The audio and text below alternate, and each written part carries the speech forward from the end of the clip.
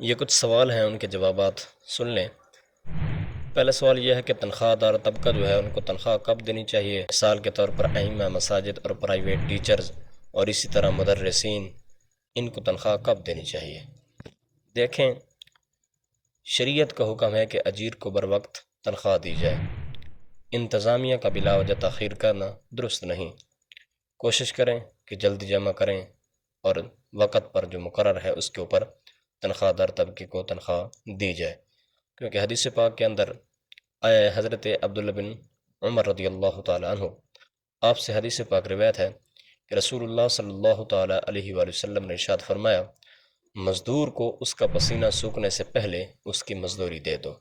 دوسرا سوال یہ ہے کہ واٹس ایپ پر یا ویسے ہی ایس ایم ایس پر جو سلام کرتے ہیں اس کا جواب کیا واجب ہے، جبکہ سلام بھیجنے والے نے فقط لکھ کر بھیجا ہے، منہ سے سلام نہیں کیا؟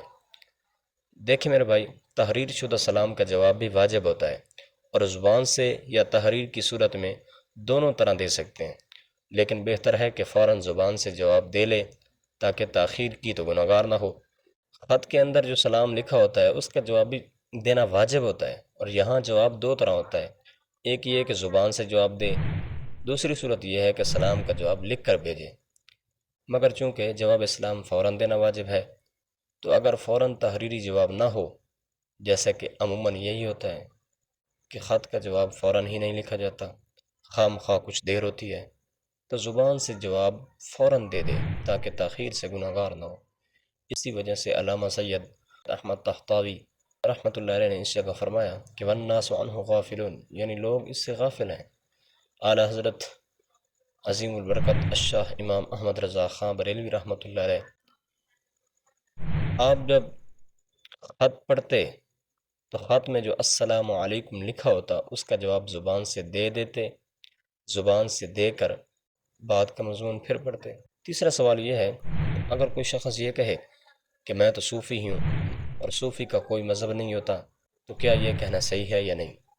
دیکھیں میرے محترم، اگر یہ اپنے آپ کو مسلمان بھی نہیں کہلواتا تو در اسلام سے خارج ہے۔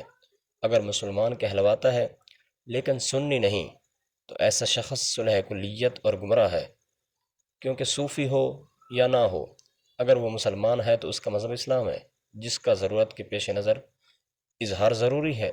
اسی طرح اہل سنت ہونے کا اظہار بھی کئی جگہ لازمی ہوگا، اس لیے کہ مسلمان بتانا اور اپنے اہل سنت ہونے کا اظہار کرنا خود کو صلح کلیت سے باہر نکالنا ہے۔